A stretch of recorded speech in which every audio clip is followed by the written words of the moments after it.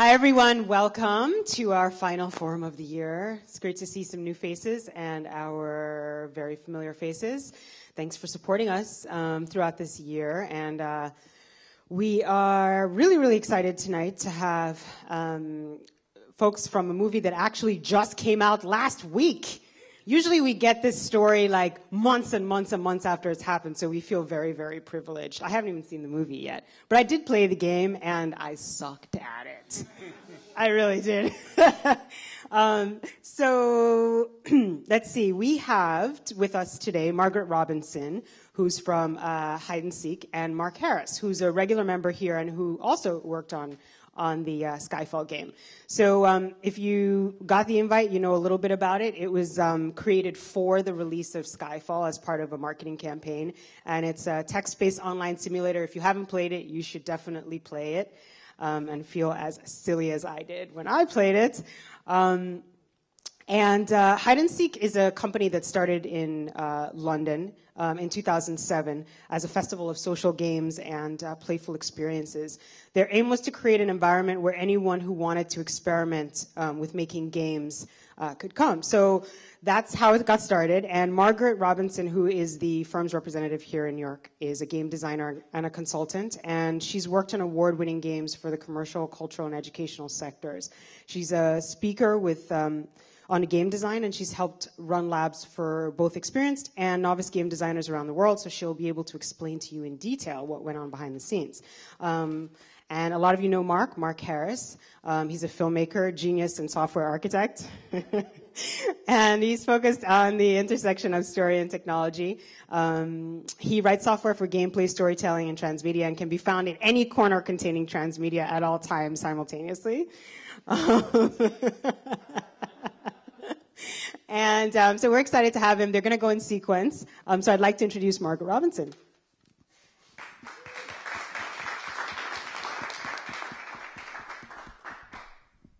Hello. I need the lowest mic stand in the room, so we'll hope that works. Thank you for that lovely introduction. I can testify to the genius part of Mark's self-description. We're going to kind of split this up between us. So we and a few others, including some people who are here today, I see, worked on this over the summer. I'm going to talk a bit about kind of the fictional framework and the gameplay, and then Mark's going to talk a bit more about the technology. And then I don't know if we have time for questions, but I'm happy to hang out and answer anything that we don't cover in the course of that. So I'm from Hide and Seek. We're based in London, opened up in New York this year. Been running about 5 years. We do a whole bunch of games, some digital, some real world, some a mix of both. Sometimes just as standalone play experiences, sometimes in connection with the work of other artists, sometimes filmmakers, sometimes writers, sometimes choreographers, all kinds of things. And this project, as you've just heard, is the snappily titled British Intelligence Officer Exam. We can talk later about whether or not that's a great name for a project or not, which is a text adventure. It looks like this. This is pretty much all it looks like, very kind of bare bones, and is kind of a really good example of, you know, the essence of what my job is a lot of the time, which is finding the intersection between fun and story. As a game designer working with other narrative art forms, that's what you do a lot of the time, and that is unfortunate because I hate both of those words more than I can say. I don't hate both of those things. The things are quite nice. The words are kind of a nightmare. Story particularly is kind of a nightmare because it's such an innocent sounding, graspable, lovely kind of concept. Story is notionally a very straightforward idea. But anyone, and many of you in this room are in that boat, who has ever tried to make one in a various way knows that that little simple word includes a whole bunch of different tasks and skills and requirements depending on what it is that you're trying to do. This is by no means an exhaustive or necessarily kind of lucid breakdown, but just certainly some of the things that we've dealt with in the narrative projects that we've done in the past. And fun, similarly, sounds so easy, you know? And completely isn't. And if any of you have read Ralph Kosh's theory of fun, you can find, or any of Jesse Schell's work, you can find lots of really kind of good breakdowns of all of the different things that pack together into making fun. So for all that I love my job and for all that I love getting these opportunities, you encounter a brief like this with a little bit of trepidation, because finding the right ways to make those two things bolt into each other is not necessarily the easiest thing. So the genesis of this project came from the agency Wyden and Kennedy, headquartered in Portland. They were working with Sony, who of course encompass both one of the big brand sponsors for the film in terms of their consumer electronics line, but Sony Pictures also the maker of the Skyfall movie itself. And they wanted to do something alongside the film that kind of, because the huge release, massive blockbuster in its own right, sitting something next to it can be tricky because you're never going to do something which kind of matches the scale and the impact of the film. And so they came to us at the beginning of the year, well, spring of this year really, kind of knowing two sort of critical things about what they wanted. They wanted something that felt really authentically part of this world. There's often an easy option, particularly when you're doing kind of web gamey things, that you can do something quite shallow and shiny, but a bit trivial and kind of not really very credible. And they were very, very focused that they wanted to avoid that. And they wanted to do something that had a life of its own beside the film. They didn't want this to be the game of the film. They didn't want us to retread any of that content, not least. Who has seen the film? Who has not seen the film? I have real problems seeing the film of the thing that I've worked on because I get overexcited. But if you've seen the film, indeed if you've read about the film, you'll know that people, it was clear pretty early on that this was going to be something fairly special, not least because of who was directing it, and that it might have a little bit more meat to it, both in terms of the story that unfolded and kind of the themes that it addressed than you might expect in a conventional Bond movie. So we wanted to draw on that, but not get in the way of that, as obviously would be miserable if the thing that we made in any way spoiled any of that plot or produced any kind of contradictions or generated any friction with it. So those were kind of the watchwords that Wydens were starting with, and that led them to a kind of initial core concept that they wanted to look at what we could design that would kind of give you a sense of getting to hook into a real MI6 back channel. So something that would give you some kind of direct line to an agent in the field. Something that felt connected to the Bond universe, but that wasn't going to get tangled up in the Skyfall story. And something that had that kind of authenticity across the board, so it required very little suspension of disbelief. It felt like you really were kind of tapping into how that world actually operates. And those were rules I liked because we've done many film projects in the past, and there's a couple of kind of critical dangers that always come up. One of which is that doing those parallel tracks of development where you're trying to make a game at the same point that they're still putting the finishing touches to the film can be high risk. So a few years ago we did the game for the first Sherlock Holmes reboot, the Robert Downey Jr. reboot. And we had this wonderful idea that the film effectively formed the prequel to the movie. So the film opens with Holmes and Watson concluding an investigation. You never really find out anything about how that investigation unfolded. And the game that we made tells the story of that whole process.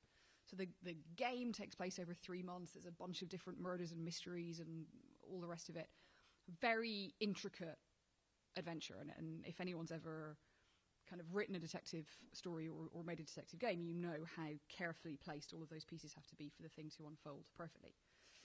And the whole thing built up to this awesome denouement. The puzzles fed into each other. There was this really cool thing that sat at the end. We were great. We were most of the way into production. Turned out that on the basis of some test screenings, they had, without disseminating this information very widely, reworked the end of the film. And by total fluke, genuine total fluke, they had inserted into the end of the film the same puzzle solution that was the end of our game.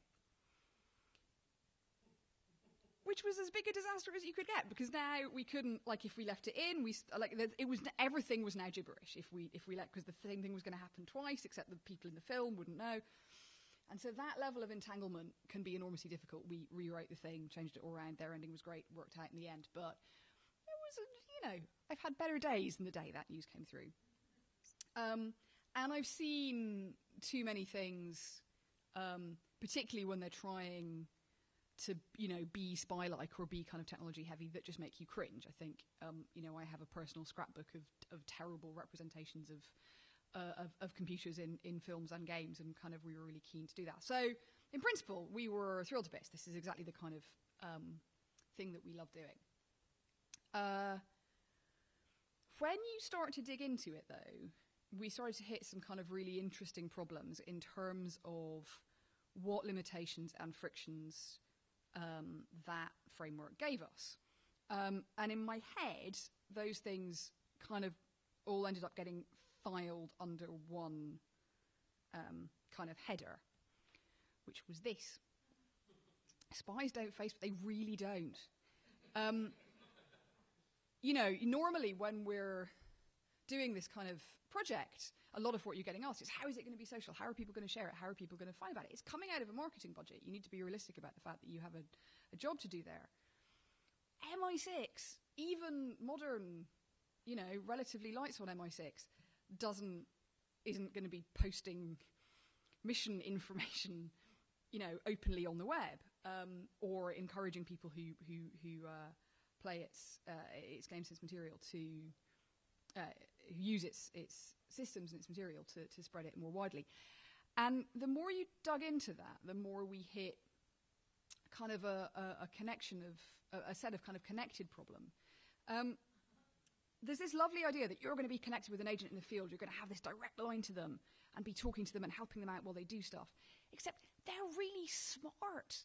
Right? They're James Bond colleagues. They're people who know how to do this stuff. And you're just some, whoever you are, sitting in your living room.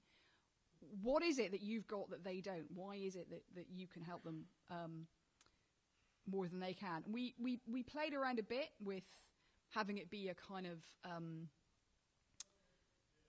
flipping that relationship a bit, so that the spy that you were talking to was a trainee, perhaps, and you were kind of the expert, talking them through how things might work. But then that doesn't work for the same but opposite reason, which is you're not a spy, you're not an expert in this, you're new to the game, you're still figuring stuff out. It doesn't feel credible to put you in the position of an expert's shoes. So that was already kind of tricky. Spies also aren't blabbermouths. This is, and they're not blabbermouths in a couple of ways.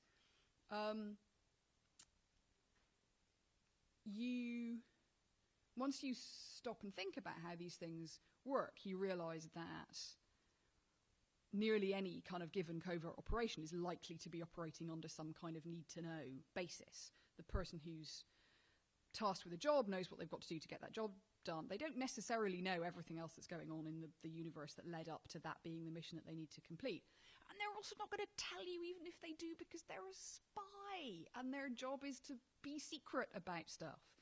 So you then hit a kind of interesting question about how do you set all of this up? How do you tell a story through interaction with characters who don't know the whole story and aren't going to tell you what they know willingly anyway, or if they do, are going to break character to a point where you stop being excited by the fact that you're talking to a spy.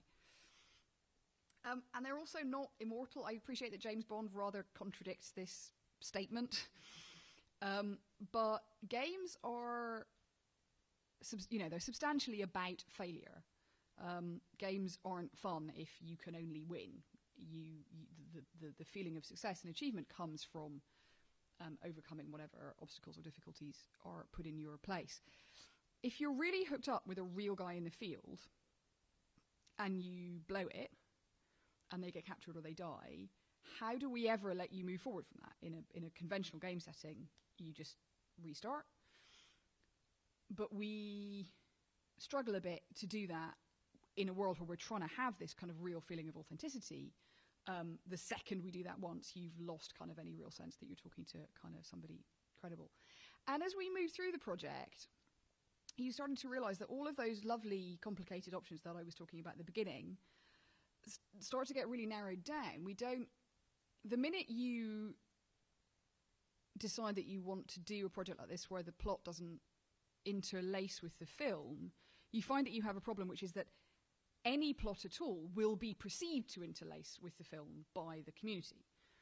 So what we committed to in the end was a sense of kind of ongoing scenario, but no bigger plot. The game does not have a Bond villain. The game does not have some big conspiracy to uncover. It just has a series of acute scenarios of particular problems that an agent is facing that you have to jump in on.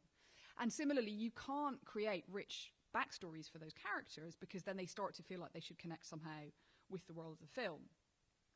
So we are hopeful that what we've got in the game is a set of 5 very distinct personalities, but they're not people with huge stories to tell about themselves, which is good, because even if they did have huge stories, they wouldn't tell you because, FYI, they're spies. And I think, and I won't talk much about this because people haven't seen the film, but I think we were definitely more free to kind of pick up on some of the kind of fundamental themes that the film kind of draws on. And I can't tell you how grateful I am to Sam Mendes that I was dealing with a Bond film that had themes, because, again, much as I love the Bond universe, they're not always known for their kind of rich underlying narrative. And similarly, on the game front, you've now got this very, very narrow kind of interaction. You know, we're not making a fun kind of arcadey game. We're not making a world that you can visually explore. You've got, I mean, you saw from that screenshot at the beginning, you've got white text. Actually, there's 3 or 4 different colours of text on the background. That's your visual palette, and not a whole lot else. And you have this structure where we're not encouraging you to be particularly social with what you're doing. So there's a kind of very limited range of options that you can have.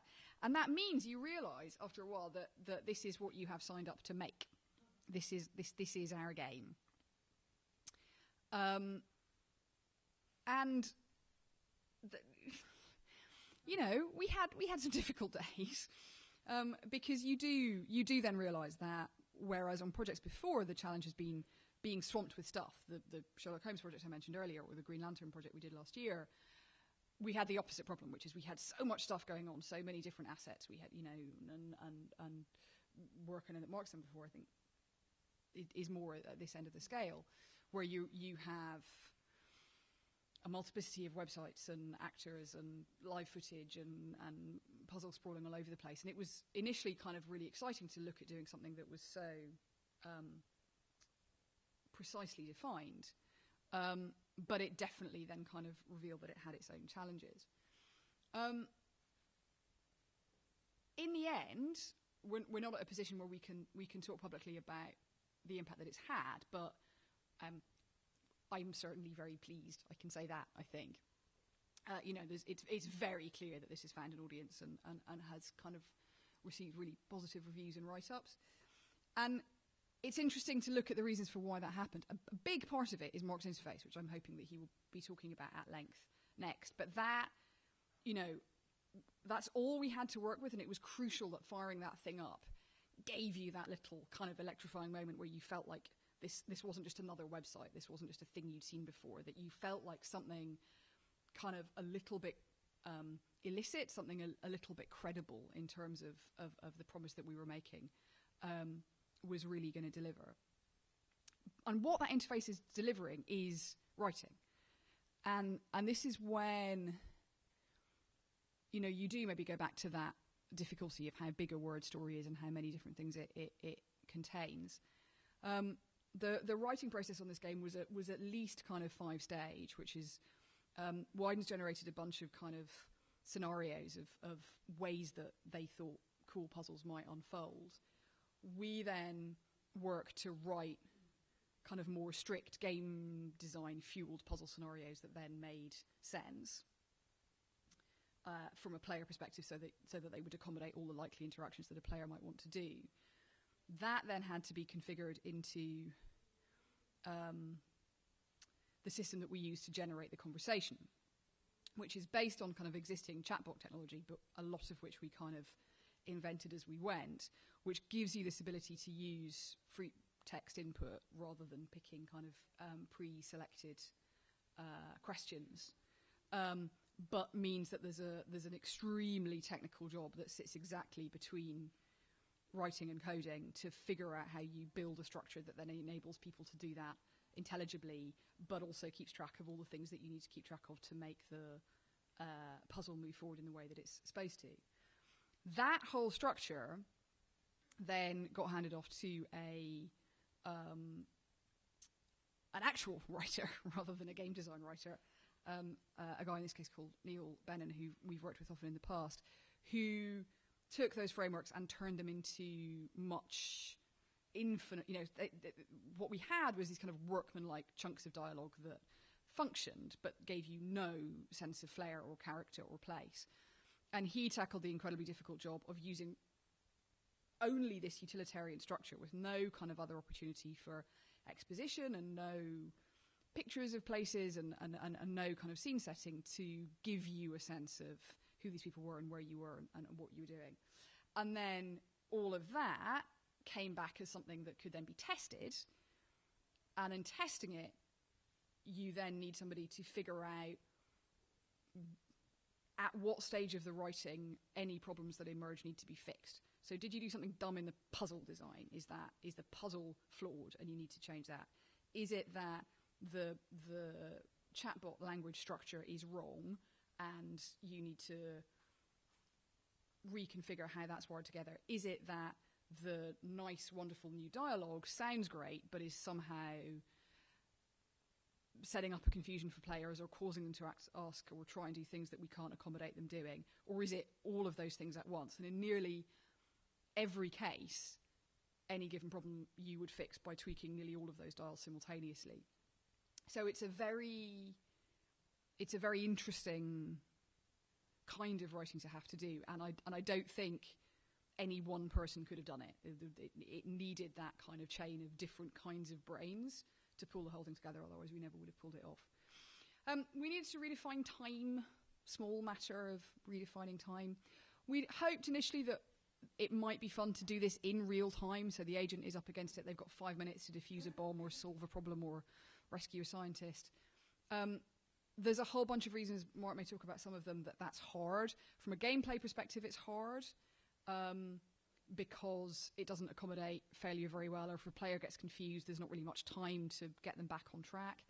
Technologically, it can be a little bit difficult. You've got to be realistic about the fact that people are playing this in a browser, they've got other stuff going on. It felt really lame that they might lose the mission because the phone rang or their boss interrupted them or, their baby needed changed or whatever.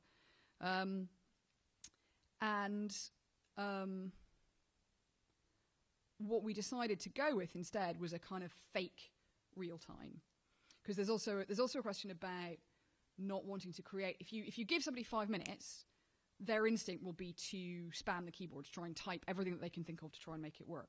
And then it stops feeling authentic. You stop feeling like you're connected with a real person and you start to feel like you're playing with a machine. So we redefine time based on interactions. So you can take an hour to play a mission if you're thoughtful about what you want to say. But if you rush and spam and just say the first thing that comes into your head, that will use up your interactions and bad things will happen if you don't manage to get the right things as you go through. And that was an interesting compromise. I think, it's always hard to know whether or not you get these things right. I think it was probably the only real option that we had. And I think by the time we tuned everything in terms of, because you tune every element of that, you tune how long it takes the agent to make a reply. If the agent is saying, I'm going to go down the hall and place this bomb and then come back, they can't do that in a tenth of a second, otherwise it doesn't feel real. But if it takes them 3.5 minutes, which you probably would, you think by that stage that the game has crashed and you give up and go home. So there's a huge amount of time tweaking in that. It was one of the things that I think we underestimated how time consuming it was going to be. I didn't want to make too puzzly puzzles. I mean, anyone who's wrestled with text adventures in their youth, or even graphical text adventures where you're endlessly combining mysterious combinations of objects and strange sequences of things, I wanted the puzzles to feel fairly action sequency, again, because hopefully we're generating this sense of time ticking away. So the kind of goal was to put you with the agent in those kind of exciting moments where it's just have that brilliant idea and then cool things happen. So particularly in the puzzles and the bits where you're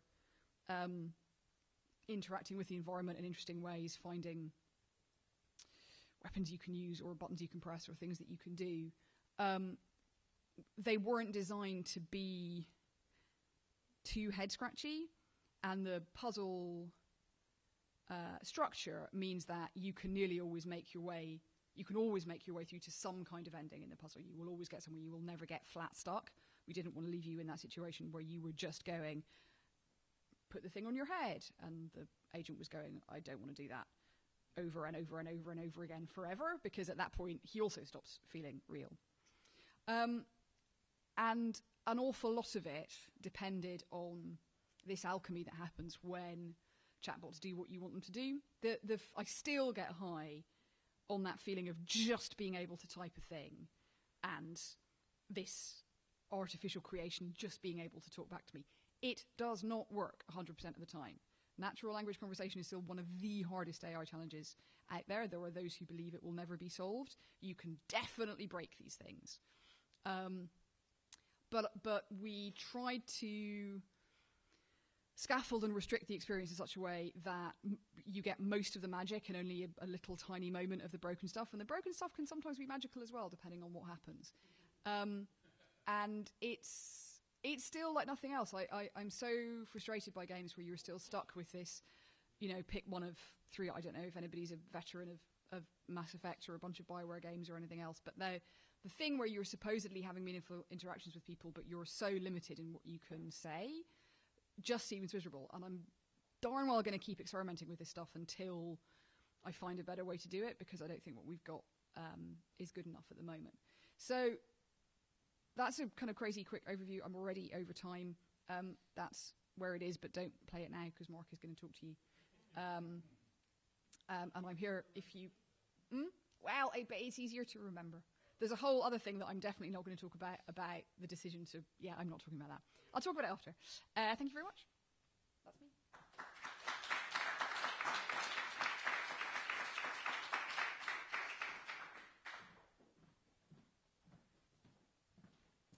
Cool. Okay, thank you, Margaret. I learned a few things in that presentation I didn't know during the project. And you will too now. How do I make this go? I'm here to talk about technology, by the way. I cannot tell you how happy this moment makes me. Oh, there we go. People who write software are terrible. You had it like that, though. Yeah, but this... No, it's all right. I'm totally going to get this to work. I have to do the dance, aren't I?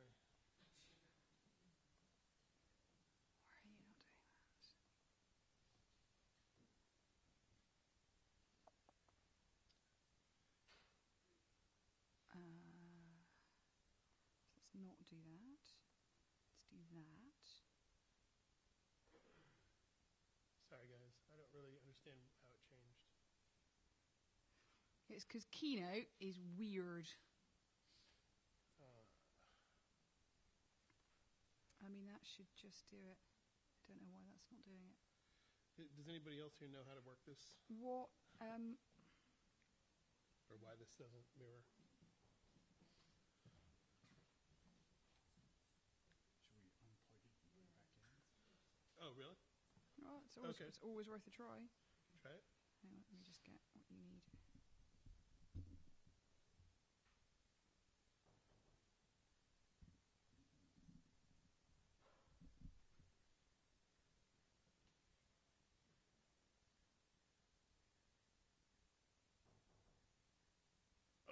That's good. No signal's good. No Is it signal's good? good. It is. So do something. Do we need to go back to the? Yeah, that.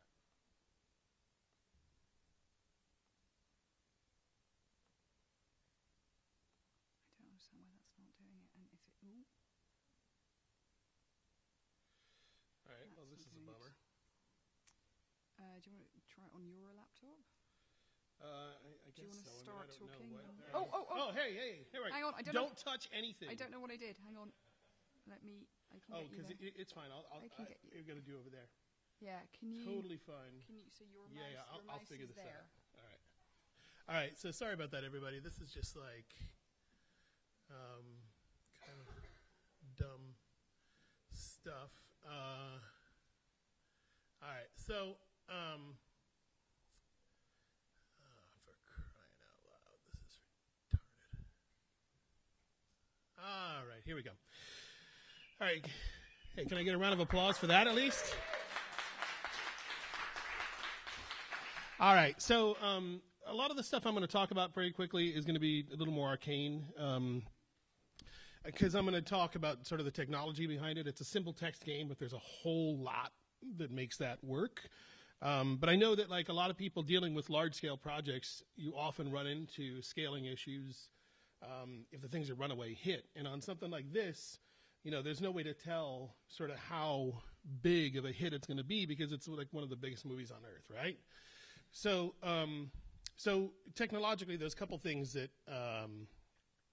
we had to deal with. So, small maintenance team, plus an all-dynamic application, and I'll get to that in a second. Unknown number of players, could be billions, could be millions. Unknown chatbot turnaround time, and support for many and hopefully all devices. So, small maintenance team means one person, probably one part-time person. So we couldn't really have anybody having to sit around and sort of like manage servers and stuff like that. All dynamic means that there's very, very little opportunity to cache anything. This is every player's experience is entirely different. So you can't really take advantage of a lot of caching techniques. And then unknown number of players. All of this led to using an Amazon stack, which pretty much everybody probably knows in here. So, you know, there's a couple things. Choosing stuff, all of these decisions are kind of made based on the stuff above. Amazon has several services so that you don't really have to set up a database of your own. You don't have to set up like a caching server because they have these services that kind of do it and they scale forever horizontally and you don't have to think about it anymore. And managing something like a horizontally scalable data store is a non-trivial task that very, very expensive people get paid money to do. So, you know, in a project like this, we'd wind up just using those services, paying them the money they want to pay them, and then you just forget about it and go. You never have to maintain it. You never have to think about it. You never have to do anything. You still have to kind of know how to program with it, and I can talk about that afterwards at the bar if people want to get into it. So there's another thing, another tool they have called Elastic Beanstalk. Has an auto-scale mechanism, which means it'll automatically throw capacity up for you without you having to do anything about it. That's pretty cool. And then there's the Memcache server that they offer, which is the same thing. You can manage your own cache server, but you know theirs is better than anything you're going to do anyway, and it'll scale forever, and you never have to talk about it or hire somebody to sit there. Oh my God, fuck a duck. What just happened? Oh, the thing went asleep. Hold on. Oh, you gotta be fucking kidding me. Really?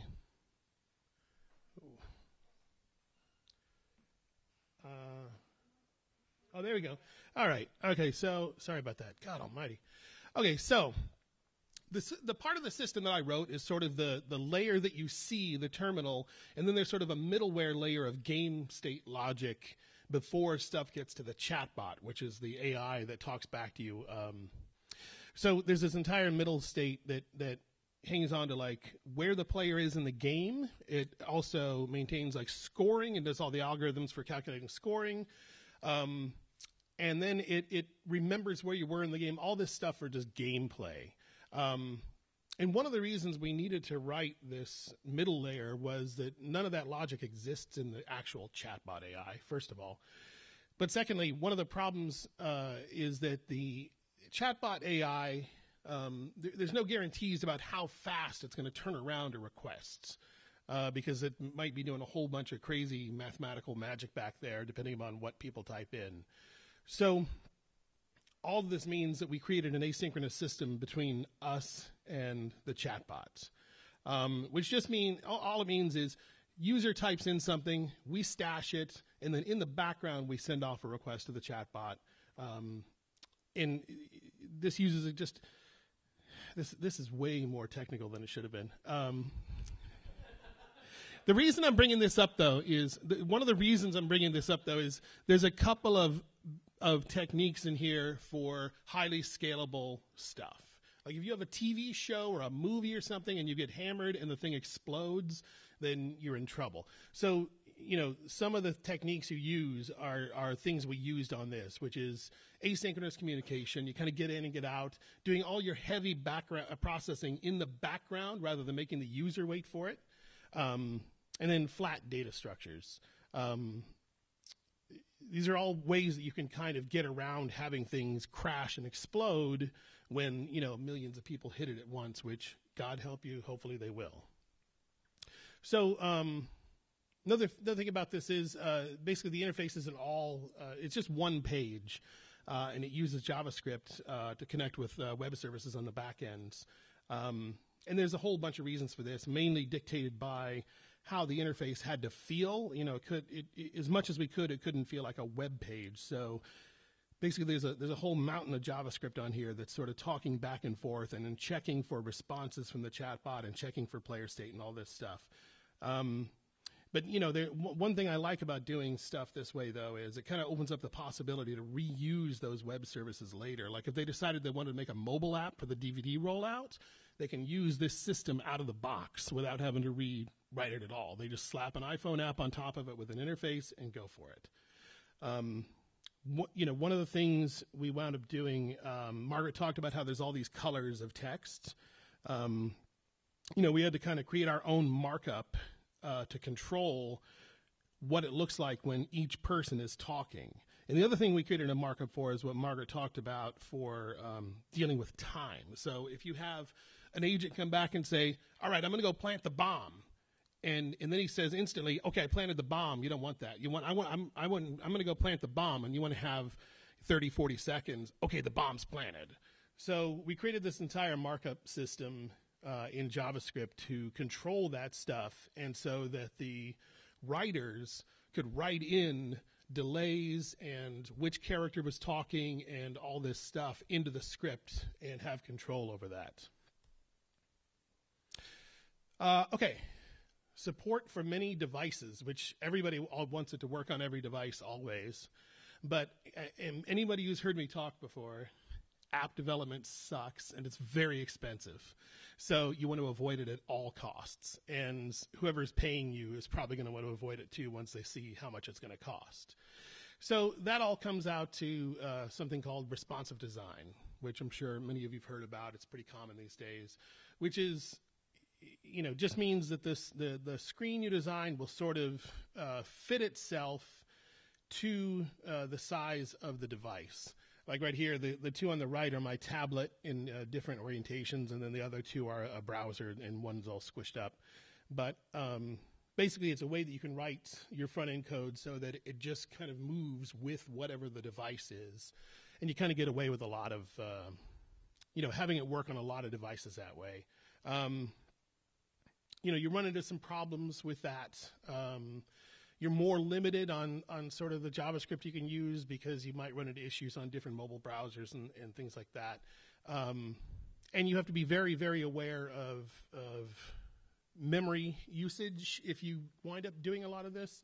If you wind up doing everything like this for all devices, because, you know, on a phone, having a mountain of JavaScript running is going to dog it down that in a way that you wouldn't notice on a browser on a desktop. So there's kind of ups and downs to this whole way of doing it. But in the end, nobody's going to want to pay for like app development on all the platforms available for this system. So you wind up doing things like this, so it'll look like it works everywhere. Okay. So I said this is just a picture that you don't have to ever remember again. But basically, I said it looks like a simple text game, but I wanted you to see sort of what the level of complexity is behind the scenes to make something work in a way that you don't ever have to think about whether 10 people play it or 10 million people play it. And that's kind of a big, that's big lessons you have to learn in software architecture over the years. But basically, this whole diagram here is set up so that it doesn't matter if 10 people play it or 10 million people play it. They all have the same experience. Don't take a picture of that. That's my secret sauce. No. But anyway, you can see it gets to be kind of complex. And I'm not going to, I won't talk too much more about it. But if you're hiring somebody or if you're designing a system of your own, I mean, there's a big difference between designing a system for a lot of people and designing a system just because, just throwing together a PHP thing. So you kind of have to know a lot of how to put all these pieces together so that they are going to just scale endlessly if you need them to scale endlessly. War is a file format in Java. You can basically package up an entire web application. It's called Web Archive, basically, and you can deploy the entire thing. Q&A will be next. Just hold your questions. Okay, so that's just to scare you right there. Okay, so I went through this very quick because I know most of what I was saying was going to be boring and terrible, but I wanted you guys to have a sense of kind of what it takes to architect something for a game like this where you don't know how many people might show up. And we can have questions if you want to have questions, but that's it. Thank you for listening.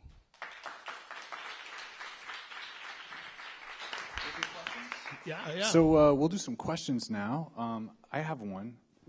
I'll start off. Yeah. Would you cover the mic? Margaret, you talked about testing. Yes. Could you tell us a little bit about at what stage in the rollout you did testing? And, was it were you getting real users using it and making changes? Yeah, I mean, throughout, really. As soon as we had anything that was at all playable, we recruited as wide a range of people as we could get and had them play. It was tricky to do that, though, because we had the kind of very raw chatbot interface, but we were having to supply all of the other information as kind of like a little pack that goes, oh, and so you won't see the picture because the thing that delivers the pictures isn't ready yet, so remember to look at this thing, and you won't get any help because the help functions aren't in yet. And so you then got to kind of decode the feedback that you're getting for problems that will be solved by the stuff that you've got planned. And then we did, and Wyden's helped us do this kind of really quite large-scale testing kind of in the month before we released. So I would get hundreds I mean, the nice thing about the system is you just get the full log back. And I would just read all of those, identify what the problems were. I would then log all of those. I would work with the coder who was working with me on the chatbots, and we would go through them and figure out what the fix was, whether it was a dialogue change or a logic change or a puzzle change, implement those, and then we would test and kind of retest those. But there is chatbots, and particularly this chatbot approach, is about smartly predicting what people are going to try and say. You cannot do that through the power of imagination. No matter how much you think you've cudgelled your brain for everything anyone might credibly say in that situation, you've got about 3% of it. Mm-hmm. So there is no option but to do a ton of testing. Interesting. Questions?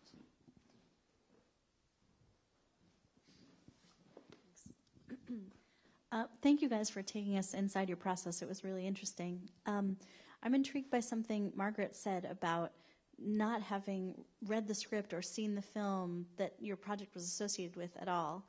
I mean, I guess the question is, how did you ensure that your project would dovetail with the story without knowing the story? We did know the story. So I still haven't seen the film, and I didn't, in the end, read the script. The controls on all of this are really tight, particularly at the stage that you tend to be brought in on production. So even if you're associated with the film, often the best you'll get is you might be allowed an hour with the script, often without a notebook is sometimes the option that you get, because it's such precious information. So for the Sherlock Holmes movie, for example, we spent a lot of time with the script because we had to get the things to dovetail. For the Green Lantern movie, the script didn't seem to be so crucial. And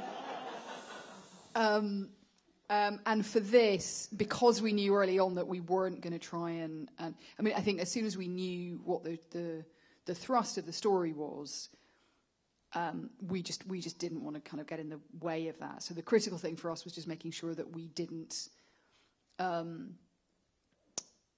do anything that kind of contradicted it or undermined it. So everything that we were working on was being checked all the way up the chain by Sony Pictures and the Broccoli's to identify any kind of conflict. So we didn't really need to know. And in the end, I think we were quite happy just kind of populating and setting the tone of our world rather than trying to, coordinate with theirs. Other questions? I have one for you, Mark. Working with Amazon, had you worked with Amazon before? What's the process of kind of getting up to speed on that? Let's say that you're a fairly competent programmer and you're interested in exploring that. You just have to jump in and start using it, really. I mean, there's different systems based on what you need to do. There's different variations of database, and then there's there's a system for servers, there's a system for caching, a system for sending email. You just have to kind of get in and start doing it. They're very, very well documented. So, they're actually really good. You do need to be ready to do a lot of command line work. Gradually, they're releasing more tools with interfaces, but a lot of their tools are just like download some kit on your command line and know what to type. So you got to be really comfortable, with that, and you still kind of have to have a little bit of a sysadmin head to work around it, but it's very well documented. For these types of projects, it may make sense to work with more, to bring in a system administrator partner to set that up. Or a software developer who's just comfortable doing it. You don't really need a system administrator, but you just need somebody who's comfortable kind of managing servers and stuff, so they kind of know what they're doing and how to you still kind of need to know what's going on. Mm-hmm. But you don't really need a full-on, old bearded Unix guy, as we used to say. Cool. Were there any other questions? Yeah. Okay, so I have putting my business head on, I have a couple of business questions. You talked about authenticity of the world and making it feel like it was part of both franchise and both kind of spycraft. But it's also fairly kind of detailed. Can you talk a little bit about the audience you were trying to attract and what the makeup of that audience is? Because it feels like it's designed for a very specific type of fan, or is it a new audience? So I'm really interested in that, what decisions you made based on the audience you're going for. And then the second question, which is kind of similar, is what did you want the audience to do? You talked about it being for an agency client, and I presume that they had a client of their own. And what were you trying to achieve with the project? The answer you always get when you ask people who they're trying to reach is everyone. I think there was a definite. I mean, the Bond franchise has such wide appeal, up from 10-year-old boys to, people who've grown up with it and it's been part of their lives for decades. And I think we definitely weren't trying to divorce ourselves too much from any of that. So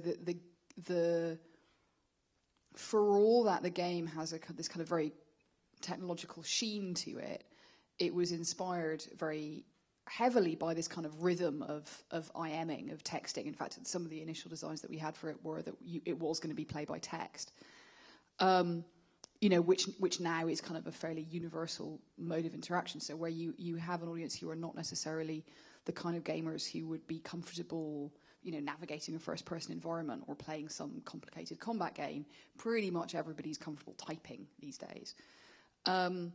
So that, making it browser accessible, making it run off timing felt pretty inclusive. then the question was, you've got some people who are super Bond specialists and some people who are super text adventure specialists, and how much do you skew for them, or how do you accommodate them? And kind of our approach for both of those was there are kind of hidden pleasures for both of those audiences. So if you're a big text adventure fan, there's a bunch of stuff that is in there if you type get lamp, which is the famous instruction, that was in the documentary that some of you may have seen recently. If you're a Bond fan, there's little droplets there of pleasure that, the hotel that's about to be blown up is named after Bond's mother's maiden name, and, all that kind of stuff. But we wanted to make it really inclusive. And in fact, weirdly, one of the biggest problems that we had in testing was chatbots spend so much energy being quite good at natural language. They like sentences, they like chat, they like, they like you to talk to them normally. The people that we had the toughest time accommodating were old school text adventure fans, because they would just type one-word instructions because they were used to parsers that couldn't cope with sentences. And that's actually really hard for modern parsers. So we had to build in a bunch of this whole weird system to accommodate people who would try and play it in that way. In terms of what we wanted people to do, and this was designed very clearly to showcase Sony consumer electronics. So mostly what we wanted them to do was get a sense of what the capabilities of those devices were. And so part of the system that Mark helped us build and that Amazon actually accommodates very elegantly for you is that every mission that you complete, you get an email kind of MI6 assesses your performance and sends you a psychological evaluation and a readout on how well you did and what things that you missed. And that contains info on the kit that you had and the devices that you used, and that then links out to the Sony site and, onwards beyond that. And the whole game climaxes with the Skyfall trailer. So it was kind of designed very much to kind of post you out from that. We've done projects before where the end of the game is really directly tied to booking tickets. That's often tricky because often the distributor can't favor one particular cinema chain, so the question of where it's posting you through to can be a little bit tricky. But we did manage to do that for the Green Lantern project. So yeah, this one was really expose as many people as possible to how cool the film is and how cool Sony tech is. I probably could have just said that to begin with. Hi, thanks for coming and talking. I'm actually curious about your chatbot, and it seems as though you found one that you were using, and as opposed to building your own. And I'm just curious what the process of finding and choosing that chatbot was. We actually are old friends of a British company called Existor. And Existor you may know as the people who make Cleverbot.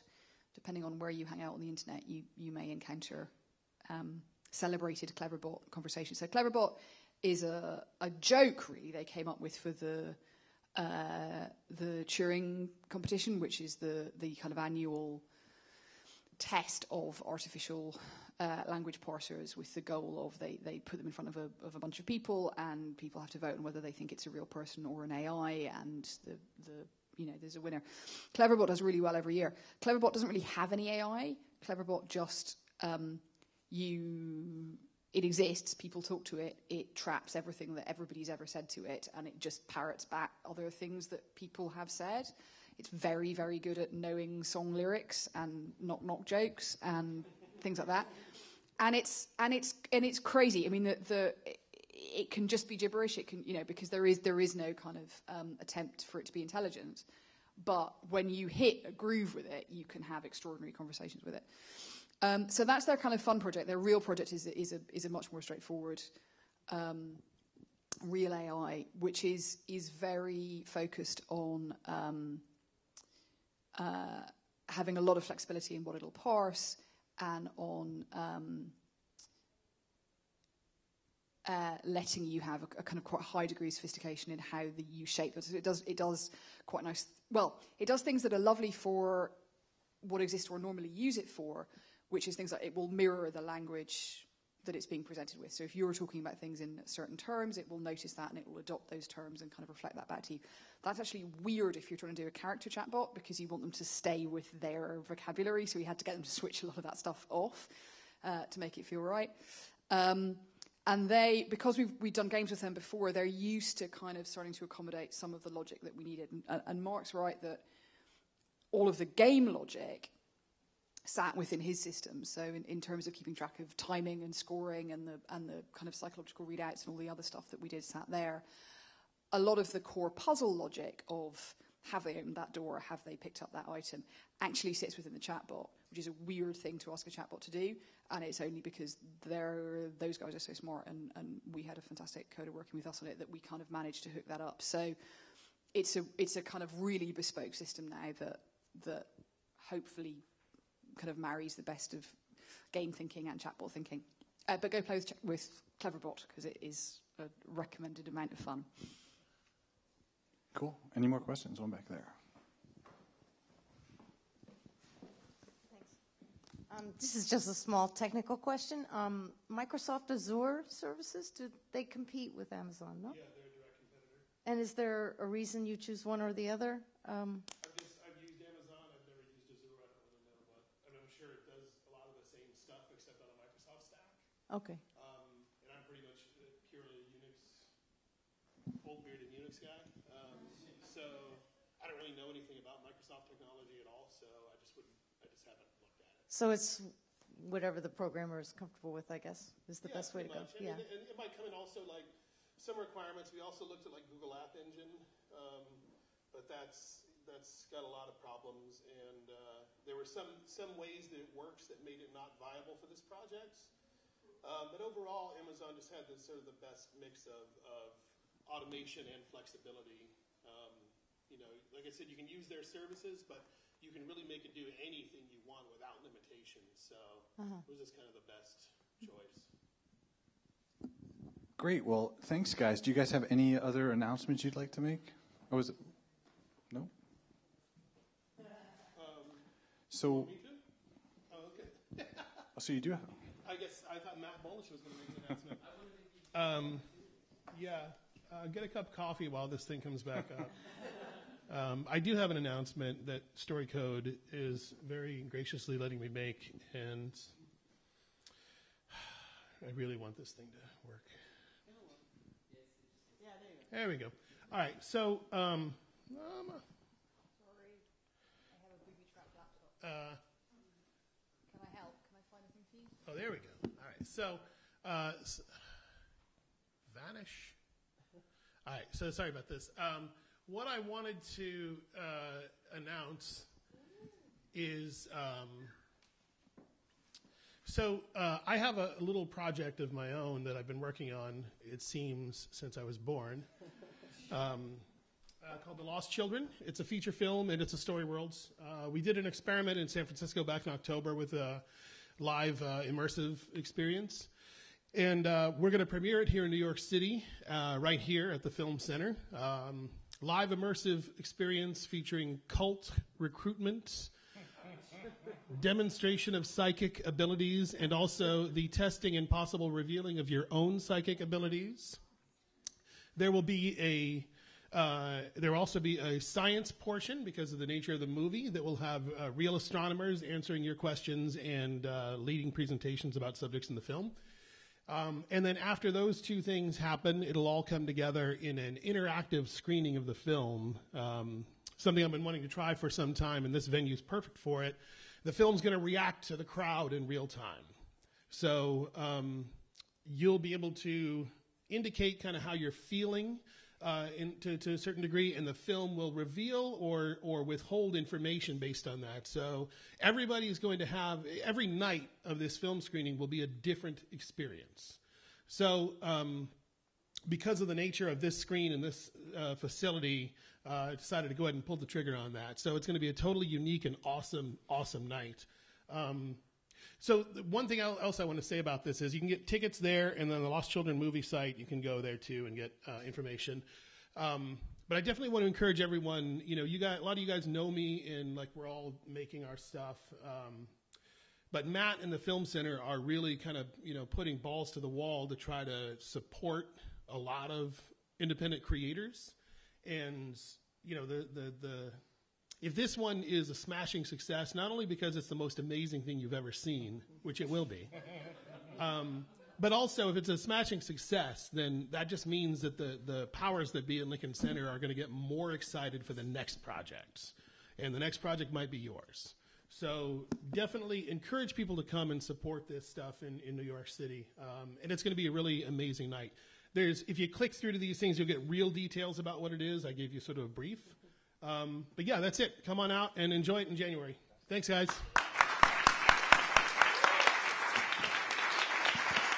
Awesome. So Brian, while you're getting ready, so we have a 5x5. For those of you who don't know what 5x5s are, basically we give any members of our community 5 minutes to present projects that they're working on. So Brian Fountain is going to be doing that right now. And if you have a project or some type of an announcement or just kind of a call for collaborators that you'd like to make in the future, just let Ina or myself know, and we'll schedule you in future forums to do that. A couple announcements just for future events. We had to cancel the Kaltura HTML5 video due to Sandy, so we'll be rescheduling that sometime next year. We definitely want to get Kaltura back in here. We'll be doing that. And for December, we'll be planning our annual holiday drinks. We don't know when, we don't know where, but we promise to let you know, and it will be really fun like it was last year. And I think we're ready to go. Yeah. So I'll turn it over to Brian. Hi, so my name is Brian Fountain. I'm a transmedia writer and producer. This is a project that I'm just launching. It was a couple of weeks. It's a new platform that I've developed with a few other people, and I'm calling it Secret Agent. And it's a phone-based personality project. So the idea is it would be perfect for your brand or your IP if you want users or your audience or fans to interact with seemingly a live person on their phone. And it's got a lot of cool features, but I created this demo project called Crazy Girlfriend Simulator, and this is just to go show you an example of how it works. If you'd like, you're more than welcome to pull out your phone and send her a text if you want to play along. Otherwise, you can just put it in your phone and mess around with it later. All right, so the perfect girl. So this is an idea that a lot of men and certain subset of women are looking for. Created crazyandsexy.com, which is a domain where you can meet somebody and fall in love and be in a relationship in a matter of seconds. The problem is that everybody likes to be sort of admired and desired, but the sort of theoretical woman that is really into you and is super sexy usually has like a lot of other issues going on as well. So we wanted to create an experience that was as sexy as it got, it also got crazy. So this is a relationship you can have. So she's funny. Pat Kiernan, so sexy, you remind me of him. Flirty, white cotton panties, and sexy, in the shower, wish you were here. And responsive. So the system has static text, but she'll also respond to things that you say. So there's a light AI built into it. We call these dynamic responses, where it looks for keywords or phrases and then draws from a particular bank that you've created to response. So like, where are you? And she says, why are you so fucking possessive? I can go wherever I want. And then she's vocal, so she'll call you and leave you voicemails. And relevant. So perfect day for the beach. Why don't you ever take me anywhere fun? So there's a light AI where it will go out and look for APIs that have news articles in them and send those to you, as well as expiring sort of messages in her data bank that you can put in and program, and then will roll off at a certain expiration date. Playful. Guess what color bra I'm wearing? So this is a light game that's built into it as well. The simplest way to describe this game is just guess the word. So this game is triggered by certain conditions, and then when you give it the wrong answer, it has a bank of responses for that, and then when you get the right one, you get like whatever you define the reward as or something like that. She's also crazy. This says you fuck like a retired gym teacher, and I'm telling you all my friends. So we've sort of built this. The system also has like a control cost mechanism. So there is basically an end sequence that you can program into the system as well to, if you want to think of it as just ending it or creating a denouement that will fire after a certain setting. And there's a couple other components that are built into the system. We have an affinity score. So the affinity score is it becomes stronger every day, and then you can rank texts in the system to only trigger after a certain affinity score. For Crazy Girlfriend Simulator, we like to call it a clinginess score, so it allows you, for example, if this idea is the sexier it gets, the crazier it gets, and that you don't want to bombard them with crazy and or sexy messages at the top, you can say this text has a score of 15 days, and they might not acquire that score until 15 days into the experience or however long you program it. Or you can reward them with certain games, so completing games successfully can do that. Obviously, this is just a particular idea that's built on it. This is the team that I built it with, and that is thing one I wanted to talk to you about. That's something that's for sale. So if you have a brand or if you are an independent transmedia producer and just something you think might be able to use, I'd be more than happy to work with you and your budget to figure out something that might work. And you can go to crazyandsexy.com and check it out. I'm going to hit this little guy here. And so there's one other really quick thing I wanted to tell you about. This weekend, Buddy and I built something for a disaster relief hackathon that we went to. And this is a really simple idea. Let's see. Here. Yes. So this is called Home Base, and it's describing it as just super simple messaging for your apartment or your building. And it's really simple. The way it works is you message this number right up here, and it'll ask you for your address. You send it your address, and it will create a building, the building that you live in or the office that you work in on the system. And then it will ask you what your apartment number is. And then you are in the system. And then anybody else who joins that building and puts in their apartment number or their office number, now it's basically a back channel messaging system for that place. And so you can start your text with @all, and it'll message everybody in the building. Or if I'm in apartment 201, somebody can say @201 and send a message just to me privately. And the system manages sort of back and forth conversations as well. And so we built this for a TeleAPI hackathon, which is a telephony system. And the idea is, if it's pretty simple. It's sort of that taking care of that situation where a lot of people had to leave their building or had to communicate with people in their apartment building and realizing, like, I don't actually even know these people's names, or I don't have knowledge of who my neighbors are. So the typical New Yorkers don't necessarily go and knock on everybody's door and get to know each other anyway. But in the time of a crisis or a situation, then a lot of people are much more interested in helping out. So the idea of sending your neighbor or your building a text like, does anybody have any AA batteries? Most of us, if we had them, would be more than willing to share. Or if you have to leave your building and you don't know if the power's back on and you don't actually know who's back in the building to even call or find out, this would be a simple way to message the residents of your place and get back messages from them. So partly just not even being there is one of the helpful components. And the system's live. If you're wanting to experiment with it, you're absolutely welcome to. It's callhomebase.com. And so you can find out more information about that. And yeah, that's it. Let me know if you have any questions. Awesome. Thanks, Brian.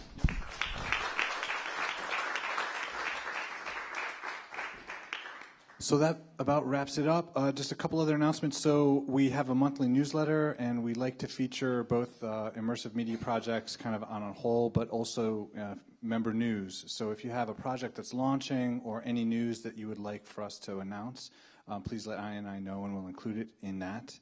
And also, I'm really excited to announce for our January forum, we have booked Marissa John from Rev. She's a really interesting transmedia artist. Mark and I hung out with her in Savannah, and she's done some amazing work. A lot of social justice, but just kind of really interesting stuff. So more information on that, but that'll be in January. So. And just for those of you who are new, we usually congregate in the bar in the front where you can hang out, and if you leave your name tag on, people might know actually who you are. So join us then. Thanks for an awesome year, guys. I hope you come to the party. It'll be a way to just relax and enjoy the fruits of our long year and Sandy and all the craziness. So look forward to seeing you guys. You can RSVP on Meetup when we put the listing up. Thank you.